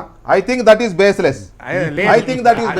Let me complete it. సమాచార హక్కు చట్టం కూడా ఆ చట్టంలో నిర్వచించిన దాని ప్రకారమే ఆ చట్టం నడవాలి. ఆ చట్టంలో పబ్లిక్ అథారిటీ మాత్రమే సమాచార హక్కు చట్టం పరిధిలోకి వస్తారన్నారు. సిఐసి తన ఆర్డర్లో ఒక రాజకీయ పార్టీ పబ్లిక్ అథారిటీ ఎందుకు అవుతుంది అంటే, ఆల్ ఇండియా రేడియో, దూరదర్శన్లో వీళ్ళు ఎలక్షన్ల స్పీచ్లు ఇస్తారు కనుక పబ్లిక్ అథారిటీ, రాజకీయ పార్టీలకు కార్యాలయాలు ఇస్తారు కనుక పబ్లిక్ అథారిటీ అని నిర్వచించింది. ఇది ఏమైనా అర్థమున్న నిర్వచనం అని చెప్దామా? రాజకీయ పార్టీ పబ్లిక్ అథారిటీకి ల్యాండ్ ఎన్ని పార్టీలకు ల్యాండ్ ఇస్తే అవుతుందా అది? అందువల్ల మనము నేను అదే రాజకీయ పార్టీలను సంస్కరించాలనే దాంట్లో రెండవ అభిప్రాయమే లేదు. కానీ అది సమాచార హక్కు చట్టం పరిధిలోకి తేవడం వల్ల సాధ్యం కాకపోగా రాజకీయ వ్యవస్థ డీస్టేబిలైజ్ అయ్యే ప్రాబ్లం ఉంటుంది. ఒక రాజకీయ పార్టీ మరో రాజకీయ పార్టీని చిన్నభిన్నం చేస్తానికి ఉపయోగించుకునే ప్రమాదం ఉంటుంది అనేది ఆందోళన తప్ప, రాజకీయ పార్టీలు గొప్పవని అవన్నీ చేస్తున్నామని అని నేను అనలేదు. ఇంకోటి ప్రజాస్వామ్యానికి నువ్వు అంటే ఒక ప్రొఫెసర్గా సుదీర్ఘకాలం జర్నలిజంలో ఉండి చాలా రకాలుగా సమాజాన్ని అవగతం చేసుకున్న మీరే చట్టసభలో కూడా ఉన్నారు కదా ఎమ్మెల్సీగా, చట్టసభలో కూడా ఉండి మీరే రాజకీయ పార్టీలన్నీ అతి పవిత్రమైనవి నేను అనలేను, కానీ ఈ చట్టం కిందకి తీసుకొస్తే రాజకీయంగా ఒక అస్థిరత లాంటిది వచ్చే ఒక ప్రమాదం ఉందని మీరు అంటున్నారు. మీకే రాజకీయ పార్టీల యొక్క పవిత్రత మీదనో లేకపోతే అవి పనిచేస్తున్న తీరు మీదనో మీకే అనుమానాలు ఉంటే, మీకే నమ్మకం లేకపోతే సామాన్య పౌరులకి ఇంకెన్ని అనుమానాలు ఉంటాయనేది ఒక ప్రశ్న నాగేశ్వర్ గారు. తర్వాత వర్మ గారు కూడా ఉన్నారు విజయవాడ నుంచి లైవ్లో, వారు కూడా లోక్సత్తా పార్టీకి ప్రాతినిధ్యం వహిస్తున్నారు. వర్మ గారు నమస్కారం అండి. నమస్తే. సమాచార హక్కు చట్టం కిందికి రాజకీయ పార్టీలను తీసుకురావాలనే ప్రతిపాదనని రాజకీయ పార్టీలు వ్యతిరేకిస్తున్నాయి. విచిత్రం ఏంటంటే చట్టాన్ని తీసుకొచ్చిన కాంగ్రెస్ వ్యతిరేకిస్తోంది, ఇవాళ ప్రభుత్వంలో అధికారంలో ఉన్న బీజేపీ వ్యతిరేకిస్తోంది, నార్త్ ఇండియాలో రాష్ట్రాలను హస్తగతం చేసుకుని కుటుంబ పాలనతో రాష్ట్రాలని ఒక నియంతృత్వ పోకడలోకి తీసుకెళ్తున్నాయనే ఆరోపణలు ఎదుర్కొంటున్న ఉత్తర భారతంలోని పార్టీలు వ్యతిరేకిస్తున్నాయి. దీన్ని ఎలా చూడాలి, మీరు ఏకీభవిస్తారా? వాస్తవానికి రాజకీయ పార్టీలు ప్రైవేట్ ఎస్టేట్లుగా ఉండటం అసలు సమస్య. దాని నుంచే వారు సమాచార హక్కు పరిధిలోకి మేము రామని చెప్తున్నారు. అవి పబ్లిక్ సంస్థలు, ప్రజాహితం కోసం పనిచేసే సంస్థలు, అందుకని తప్పనిసరిగా అవి ఈ పరిధిలోకి రావాల్సింది, అందుకని ఈ పరిధిలో పనిచేయాల్సింది. అలాగే ఇప్పటికే కొన్ని అవకాశాలు ఉన్నాయి, అవకాశాలని చట్టబద్ధం చేస్తే తప్పేమిటి? అలాగే సమాచార హక్కు చట్టం కింద భాగం చేస్తే తప్పేమిటి? ఉదాహరణకి అన్ని పార్టీలు యాన్యువల్ రిటర్న్స్ ఇవ్వాలి. వాళ్ళకి ఆదాయం ఎక్కడి నుంచి వస్తూ ఉంది? 20,000 పైబడి ఉంటే పేర్లతో సహా మనం ఇవ్వాల్సిన అవసరం ఉన్నది. కానీ ఏదో ఇచ్చామని పేరుకు తప్పిస్తే వాస్తవాలు ఇవ్వటంలా. అందుకని దాన్ని ఇప్పుడు సమాచార హక్కు చట్టం ప్రకారం కోరడానికి అధికారం ఉంది, ఇవ్వాల్సిన బాధ్యత ప్రభుత్వాలకు ఉన్నది, పార్టీలకు ఉన్నది. ఇకపోతే పార్టీల అంతర్గత వ్యవహారాలకు సంబంధించిన సమస్యలు లేవనెత్తుతున్నారు. వాస్తవానికి సమాచార హక్కు చట్టంలో మంత్రిమండలి నిర్ణయాలకు సంబంధించి కూడా మనం తెలుసుకోవచ్చు. కానీ లోపల ఏం చర్చించారు, ఏం మాట్లాడారనే విషయాలు లేకుండా మంత్రిమండలి చేసిన నిర్ణయాలని తెలుసుకునే అవకాశం సమాచార హక్కు చట్టం ఇస్తూ ఉంది. అలాగే పార్టీలు అంతర్గత చర్చలను మనం చెప్పని అడగట్లా, వారు చేసిన నిర్ణయాలు దానికి దారితీసిన కారణాలు వాటిని మాత్రం తెలుసుకునే హక్కు పౌరులకు ఉంది. తప్పనిసరిగా సమాచార హక్కు చట్టం పరిధిలోకి పార్టీలు రావాల్సిందే. దానికోసం చేసేటువంటి అన్ని ప్రయత్నాలకి మేము పూర్తిగా తోడ్పడిస్తాం. రైట్ అరుణాచల గారు, ఫైనల్గా ఈ చట్టానికి సంబంధించి రాజకీయ పార్టీలు దీని కిందకి రాము అనడానికి సంబంధించి కానీ వస్తున్న డిఫరెంట్ ఆర్గ్యుమెంట్కి సంబంధించి కానీ ఒక కంక్లూజన్ చెప్పమంటే ఏం చెప్తారు?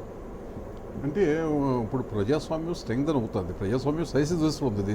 ఈ సంఘర్షణ అంతా ప్రజాస్వామ్యం బలోపేతం అవ్వడానికి. నాగేశ్వర గారు 2 రకాలుగా మాట్లాడినా, నేను 2 రకాలుగా మాట్లాడినా, అందరం మాట్లాడినా ఇదంతా ప్రజాస్వామ్యం బలోపేతం అయ్యే మార్గంలో జరుగుతున్న సంఘర్షణగానే పాజిటివ్గా చూడాలి. అన్ని పార్టీల్లో ఉన్న పెద్దలు కానీ మిగతా వాళ్ళందరూ కూడా ఒక విషయాన్ని అంగీకరిస్తున్నారు.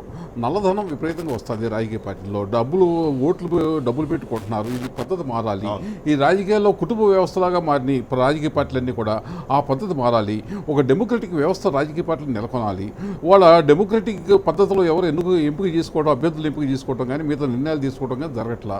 ఒక వ్యక్తి పార్టీగా, ఏకవ్యక్తి పార్టీలుగా మొత్తం రాజకీయ పార్టీలు కూడా తయారైంది.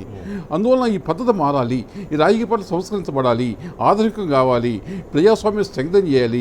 ప్రజాస్వామ్యానికి ఒక బలోపేతం చేసే ఉండాలి తప్ప ప్రజాస్వామ్యాన్ని, రాజ్యాంగాన్ని బలహీనపరిచే సంస్థలుగా, వ్యవస్థలుగా ఉండకూడదు, మిగలకూడదు అని రాజకీయ పార్టీలు ఉన్న వాళ్ళు చెబుతున్నారు, మిగతా వాళ్ళు చెబుతున్నారు. దాన్ని మీరు చెప్పినట్టు ఆర్టీఐ చట్టం అనేది ఒక మొట్టమొదటి ప్రయోగం. ఆర్టీఐ చట్టాన్ని తీసుకొస్తే కొంతవరకన్నా అంతకుముందు దాకా అది మా అకౌంట్స్ ఎందుకు ఇవ్వాలనేవాళ్ళు, ఇప్పుడు అకౌంట్స్ ఇస్తున్నారు. ఎలక్షన్ కమిషన్ అడిగేసరికి ప్రతి సంవత్సరం ఎలక్షన్ అకౌంట్స్ ఇవ్వాల్సిందేగా, అంతకుముందు ఇచ్చేవాళ్ళు కాదు. అలాగే ఇప్పుడు మా రఘునందన్కి మొన్న టికెట్ ఇవ్వాలా, ఎందుకు ఇవ్వాలా అన్నది ఖచ్చితంగా తెలుసుకోవాల్సిందేగా. అంటే ఎందుకు ఇవ్వలేదు అన్నది అందరికీ, ఇప్పుడు ఆయనకే కాకుండా మా అందరికి కూడా. దాంట్లో ఒక పాయింట్ ఉంది, నాగేశ్వర గారు చెప్పిన పాయింట్ కూడా కరెక్ట్. ఆ విషయంలో రఘునందన్లతో పాటు 4 టికెట్ అడిగారు, 4లో ఒకరికే టికెట్ ఇస్తాం, మిగతా 3కి ఎందుకు ఇవ్వలేదనే సమాచారాన్ని బయట పెట్టడం ద్వారా ఇంటిగ్రిటీని క్వశ్చన్ చేసి దీన్ని బయట పెట్టాల్సిన అవసరం లేదు. ఇంకో చిన్న విషయం, పార్టీలో 10 ఏళ్ల బట్టి పనిచేసిన వాళ్ళకి టికెట్, లేక పార్టీలో ఈ కార్యక్రమాలు నిర్వహించిన వాళ్ళకి టికెట్ మీ ఇష్టం వచ్చినట్టు రాసుకోండి, దానికి మరి కట్టుబడి అదే ఉండండి, చెప్పాలి. దానికి కట్టుబడి ఉండండి. అసలు దేనికి కట్టుబడి ఉండకోకుండా వాళ్ళు మీ పార్టీకి సంబంధించిన వాళ్ళు కాకుండా ఎక్కడి నుంచో లాస్ట్ మినిట్లో వస్తే వాళ్ళకి టికెట్లు ఇస్తా, మిగతా వాళ్ళకి ఇస్తా, అసలు ఇది ఇష్టారాజ్యంగా అంటే ఏకవ్యక్తి రాజ్యంగా సాగుతున్నాయి పార్టీలన్నీ కూడా. ఏకవ్యక్తి స్వామ్యం సాగుతుంది. అది రాజకీయ పార్టీలు కాదు, ప్రజాస్వామ్యం కాదు, అవి రాజ్యాంగబద్ధము కాదు.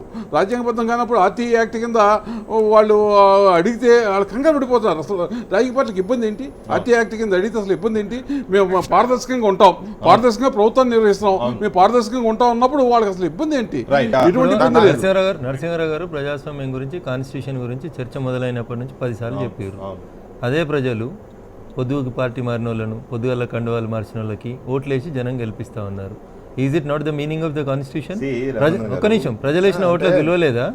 రాజకీయ పార్టీలు అంటేనే తప్పు. ప్రశ్న మన ముందు వచ్చినప్పుడు ఒక పెద్ద సమస్య వచ్చి దానికి సమాధానం సార్ ఒక్క నిమిషం, మీరు ఒక్క నిమిషం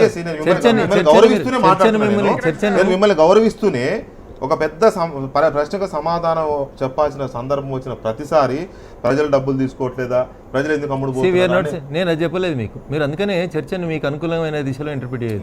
నేను నేను ఒకటే మాట చెప్తా. అదే రాజకీయ పార్టీలు నడపడం చేతగాని వాళ్ళు చాలా మంది రాజకీయ పార్టీలను విమర్శిస్తుంటారు.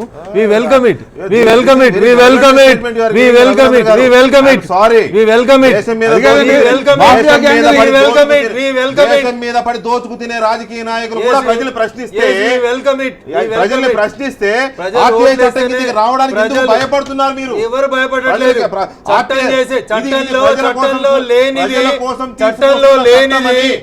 బీజేపీ సమర్థతతో, బీజేపీ మద్దతుతో యూపీఏ ప్రభుత్వం తీసుకొచ్చిన ఈ చట్టానికి కిందికి రావడానికి ఎందుకండి భయపడుతున్నారు? బాగా చెప్తున్నారు కదా వెంకటకృష్ణ గారు. చట్టంలో రాజకీయ పార్టీలు ఉంచాలని ఎక్కడ ఉంటే చదివి వినిపించండి.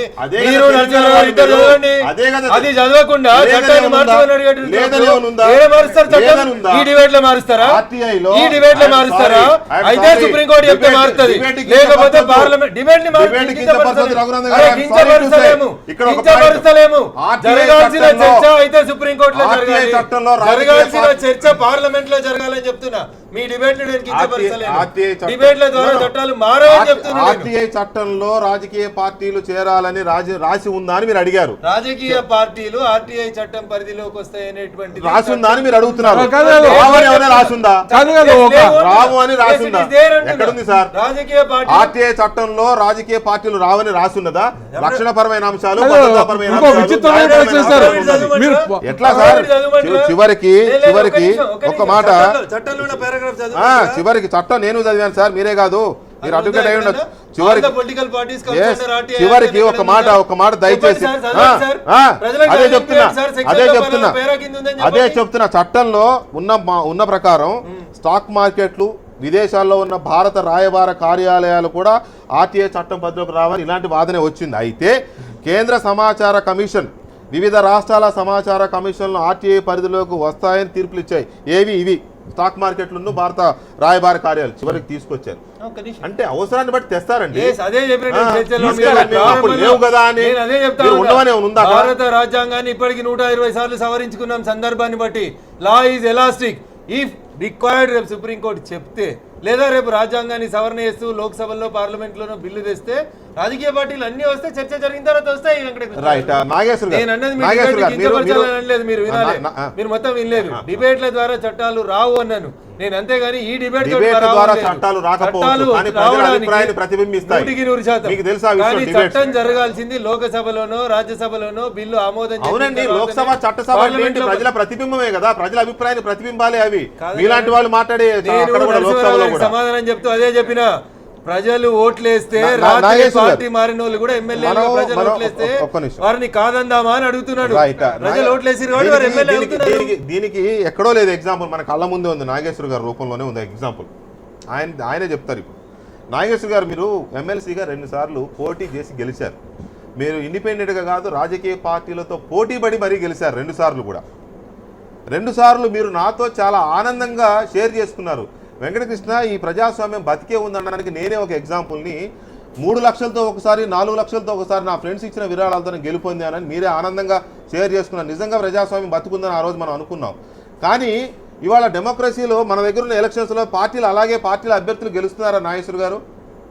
కోట్ల రూపాయలు ఖర్చు పెడుతున్నారు కదా, మనం అనుకున్నదే కదా, ఆ వివరాలు తెలుసుకోవాల్సిన బాధ్యత లేదా? వెంకటకృష్ణ గారు, సమాచార హక్కు చట్టం ద్వారా ప్రశ్న అడిగిన ఆ వివరాలు తెలియవు. మొదటి పాయింట్, మనము లెటర్ నాట్ బి రొమాంటిసైజ్ చేయకూడదు. సమాచార హక్కు చట్టం కింద ప్రశ్న అడిగితే తెలిసే వివరాలే కాదది. అవును, అది తెలవడానికి రకరకాల ఇప్పుడు ఆదాయ పన్ను చట్టంలో సవరణ చేయలు ఇలాంటివి చేయాలి. ఇంకొకటి, ఏ చట్టానికైనా అల్టిమేట్ ప్రయోజనం ప్రజా ప్రయోజనం ఉండాలి. ఉదాహరణకి ఇవాళ రక్షణ రంగంలో అవినీతి జరిగితే దాని సమాచార హక్కు చట్టం ద్వారా వెలికి తీయాలి. కానీ భారత పాకిస్తాన్ సరిహద్దుల కింద మీరు సైన్యాలను ఎన్ని మోహరించారు, ఎందుకు మోహరించారు, లేదు దండకారణ్యంలో పారామిలిటరీ బలగాలు మిలిటరీ బలగాలు ఎప్పుడు తిరుగుతాయని ప్రశ్న అడిగితే ఆ సమాచారం ఇవ్వడం మంచిది కాదు. మీరు అందువల్ల మనం దీన్ని రొమాంటిసైజ్ చేయకూడదు. రాజకీయ పార్టీలకు ఎందుకు సమాచార హక్కు చట్ట పరిధిలోకి రావాలి అని అంటున్నారో ఆ కారణాలన్నీ నిజమైనవి. రఘునందన్ గారితో కూడా నేను ఆ విషయాలు ఏకీభవించాను. ఇది పార్లమెంట్ ప్రివిలేజ్ చట్టం చేయడం అనేది కరెక్ట్ కాదు.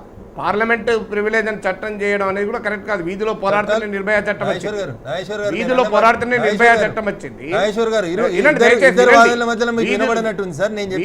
వీధిలో పోరాడుతున్న అమల్లోకి వచ్చేది పార్లమెంట్ ద్వారా అన్నాను సార్, చట్టాలు పార్లమెంటే చేస్తుందని చెప్పినాను సార్. అందువల్ల పార్లమెంట్ చట్టాలు చేసినా ఆ చట్టాలను ప్రశ్నించే హక్కు మనకుంది. ఆ చట్టాలు మార్చాల్సిన పోరాటం చేసే హక్కు కూడా మనకుంది. అది ఓటేసిన ప్రజలు 5 ఏళ్ల పాటు నోరు మూసుకొని కూర్చుంటేనే పార్లమెంట్ ఏం చేసినా యాక్సెప్ట్ చేయాలని రూల్ ఏం లేదు. అందువల్ల అది కాదు నేను అడుగుతున్నాను. ఫండమెంటల్ క్వశ్చన్ ఏంటంటే ఈ రాజకీయ పార్టీల్ని అకౌంటబుల్ చేయాలి అనే దాంట్లో ఎలాంటి డిస్ప్యూట్ లేదు. కానీ తన రాజకీయ పార్టీకి ఒక అభ్యర్థుల్ని ఎంచుకోవడానికి, వ్యూహాలు రచించుకోవడానికి, రాజకీయ విధానాలు రూపొందించుకోవడానికి ఆ హక్కు ఉంది. పార్టీలను మనం డీస్టేబిలైజ్ చేయకూడదు. ఇప్పుడు ఉదాహరణకు మోడీని ఎవరెవరు వ్యతిరేకించారు బీజేపీలో అని అడిగితే అద్వానీ వ్యతిరేకించారు, సుష్మా స్వరాజ్ పలానోళ్ళు వ్యతిరేకించారంటే బీజేపీ నిట్ట నిలువున చీలిపోతుంది. దాన్ని మనం కోరుకోకూడదు. భారతదేశంలో రాజకీయ పార్టీలు చీలిపోవాలని, రాజకీయ పార్టీలు నాశనం కావాలని మనం కోరుకోకూడదు. రాజకీయ పార్టీలను సంస్కరించాలని కోరుకోవాలి. నేను అడుగుతున్నది, ఎవరైనా సమాచార హక్కు చట్టం కింద ఒక కాంగ్రెస్ నాయకుడు పోయి ఒక లెటర్ ఇస్తాడు, మీరు నరేంద్ర మోడీ ప్రధానమంత్రి అభ్యర్థిత్వాన్ని బీజేపీలో ఏ నాయకులు సమర్థించారు, ఏ నాయకులు వ్యతిరేకించారు అని అడిగారనుకోండి, అది పబ్లిక్ డొమైన్లో వచ్చిందనుకోండి, సాధారణ కార్యకర్తకు ఆ విషయం వచ్చిందనుకోండి, బీజేపీ నాయకత్వం 2 వైపులుగా చీలిపోయి ఉంటుంది, పటాపంచలవుతుంది ఆ పార్టీ. నాగేశ్వర గారు, ఇదే విషయం పూర్వం సమాచారం హక్కు వచ్చినప్పుడు ప్రభుత్వాలు డీస్టెబిలైజ్ అవుతాయి, ప్రభుత్వాలకు సంబంధించి రహస్యాలను బయటకు వచ్చేస్తే మొత్తం శాంతి భద్రతలు దెబ్బతింటాయని చాలా మంది ఆర్గ్యూ చేశారు. నేను చేయలేదు, అది చేసి ఉండకపోవచ్చు, కానీ చాలా మంది చేశారు. ఎప్పుడు కూడా రైట్ నిర్దేశిస్తే రాజకీయ పార్టీ అస్తిత్వం దెబ్బతింటది.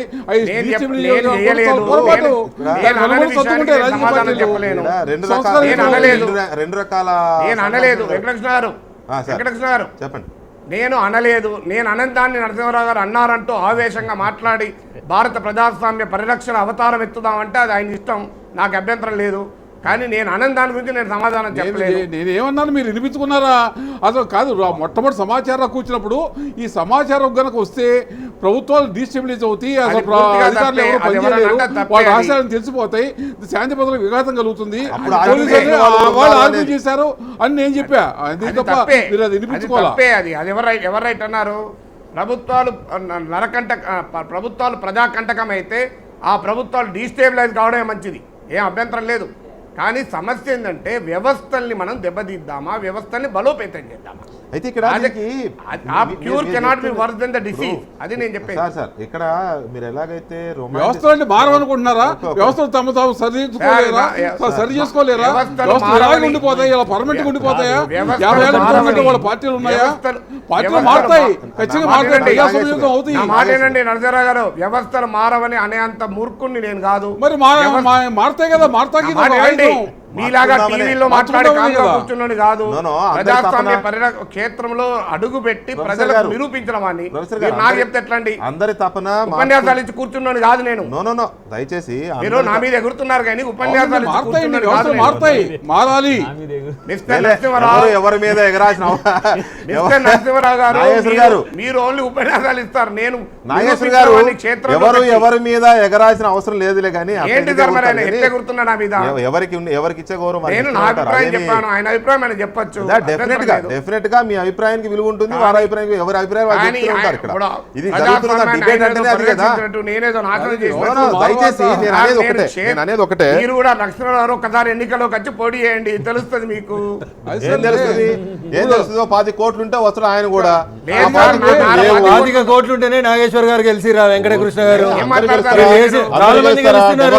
నేను ఆ చాలా మాట మంది గెలుస్తున్నారు సార్. నేను ఊరుకోండి సార్, బాగా చెప్పారు కానీ సిపిఐ నేను ఆ రవీంద్ర మాట కుమార్ అంటే- గారు గెలిచిర్రు. నేను ఆ మాట అంటే సిపిఐ రవీంద్ర కుమార్ గారు గెలిచిర్రు. ఎన్ని వందల కోట్లు పెట్టిరో రవీంద్ర కుమార్ గారిని లైన్ లో కాదండి, తీసుకోండి. ఎన్నికల్లో పోటీ చేయటం క్రైటీరియా ఏం కాదు. మాట్లాడారు? చెప్పండి, ఇంకో 10 పేర్లు చెప్పండి.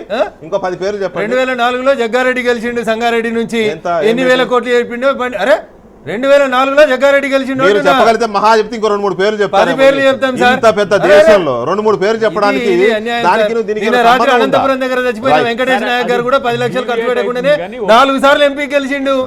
ఇగో వ్యవస్థలో మంచి ఉంటది, చెడు ఉంటది. వెంకటకృష్ణ గారు ఇప్పుడు దీనికి చెడుని ఎరాడికేట్ చేద్దాం, చట్టానికి మంచిని ప్రమోట్ చేయడానికి మనం See, పనిచేద్దాం. మీరు చెప్పగలిగిన 4-5 పేర్లు కిన్ను ఇంతమంది ఖర్చు పెడుతున్న డబ్బుకి ఏమైనా సంబంధం ఉందా? ఒకటి, నాగేశ్వర గారు చెప్తున్నట్టుగా పార్టీ అంతర్గత సమాచారం అద్వానీకును మోడీకున్న విభేదాలు బయటపడితే ఎట్లా, ఇది ఒక పార్శ్వం. అలాగే ప్రజలకు ప్రాతినిధ్యం వహిస్తున్న పార్టీల యొక్క విరాళాల సేకరణ, ఆస్తులు, వీటికి సంబంధించిన వివరాలు పెట్టమనడం ఇది ఇంకొక పార్శ్వం. అయితే మధ్య మార్గంగా చట్ట సవరణ చేసుకొని పార్టీలకు సంబంధించిన టికెట్లకు సంబంధించిన సమాచారం ఇవ్వం కానీ అకౌంట్ సంబంధించిన ఆడిటింగ్ సంబంధించిన వివరాలు ఇవ్వడానికి సిద్ధమని చెప్పి ఒక మాట అంటే అయిపోతుంది. అసలు పూర్తిగా దాని పరిధిలోకి రావడం అనేది పిడివాదన అవుతుంది, ప్రజల నుంచి పారిపోవడం అవుతుంది. అది నేను ఆర్గ్యుమెంట్ చెప్పుకునే అవకాశం ఇవ్వాలి. ఆర్గ్యుమెంట్ ఉండవండి ఇక్కడ. ఆర్గ్యుమెంట్ ప్రజలకు ప్రాతినిధ్యం వహిస్తున్న ఆర్గ్యుమెంట్సే కదా. రైట్. సుప్రీం ఒక్కసారి కోర్టులో ఈ అంశం మీద ఆర్గ్యుమెంట్సే కదా. ఒక్కసారి ఈ అంశం మీద నాగేశ్వర గారు దయచేసి ఒక్క మాట ఏంటంటే దయచేసి చెప్పండి. సార్, ఇప్పుడు మీరు అనుకున్నట్లు రొమాంటిక్ గా ఉండదండి రాజకీయం. ఇప్పుడు మీరు క్వశ్చన్ అడిగారు అనుకోండి, నేనేం అనుకోవట్లేదు నా మాట వినండి. రొమాంటిక్ గా ఉంటదని. నా మాట వినండి. మీరు అంటున్నట్టుగా రొమాంటిక్ గా ఉంటదని ఐ నెవర్ ఫెల్ట్ అండి. I never felt. సారీ. నా సింపుల్ గా సమాచార హక్కు చట్టం కింద ఎవరైనా అడిగారు అనుకోండి, మీరు ఎన్ని పీపాల మద్యం పంచారు, మీకు 100 కోట్ల రూపాయలు ఎవరెవరు విరాళం ఇచ్చారు అంటే రాజకీయ పార్టీ లిఖితపూర్వకంగా నాకు ఇంకో పలానా కాంట్రాక్టర్లు, పలానా స్మగ్లర్లు ఇన్ని కోట్లు విరాళం ఇచ్చింది, ఒక 500 పీపాలు మంచి చెప్తాడా అండి? రాజకీయం రొమాంటిక్ గా ఉంటదని మీలాంటి వాళ్ళు రాజకీయాల్లో ఉంటే రొమాంటిక్ గా ఉంటది అనుకుంటా నేను. ఇప్పుడున్న రాజకీయాలు రొమాంటిక్ గా ఉన్నాయని అనుకోవట్లేదు. ఎనీవే ఒక్క నిమిషం, ఈ టాపిక్ మీద ప్రజలు ఏమనుకుంటున్నారో వాట్సాప్ రిజల్ట్స్ ద్వారా కొన్ని వచ్చాయి, చూద్దామే ఒకసారి మనం. ఒక రాజకీయ పార్టీ ఎలక్షన్లో ఎంత డబ్బు ఖర్చు పెట్టింది అని నేను అడిగితే సమాచారపు చట్టం హక్కు ప్రకారం ఎంత ఖర్చు పెట్టారు, ఆ డబ్బు ఎక్కడి నుంచి ఖర్చు పెట్టారు అన్న నిజమైన సమాచారాన్ని మనకు ప్రభుత్వం అందిస్తుందా? అందిస్తే అది నిజమైన సమాచారమే అని మేము నమ్మొచ్చా? రాజకీయ పార్టీలు సహచట్టం పరిధిలోనే ఉండి తీరాలి. పార్టీల నిధులు, కార్యవర్గ సభ్యుల ఆస్తి వివరాలు బహిర్గతం చేయాలి. ప్రతి సంవత్సరం సిఏజీ ఆడిట్ జరిగి తీరాలి. అలా చేయని పార్టీల గుర్తింపు రద్దు చేయాలి. ఈ విషయం గురించి సుప్రీంకోర్టు సుముటోగా స్వీకరించాలి. ప్రెసిడెంటు, స్పీకరు నిర్ణయాలకి టైం ఫ్రేమ్ ఉండి తీరాలి. అప్పుడే రాజకీయ విలువలు నిలుస్తాయి, దేశం బాగుపడుతుంది. మూలాలను పరిశీలించినట్లయితే భారత ప్రజాస్వామ్యం బలస్వామ్యం, ధనస్వామ్యంగా రూపుదిద్దుకుంటోంది.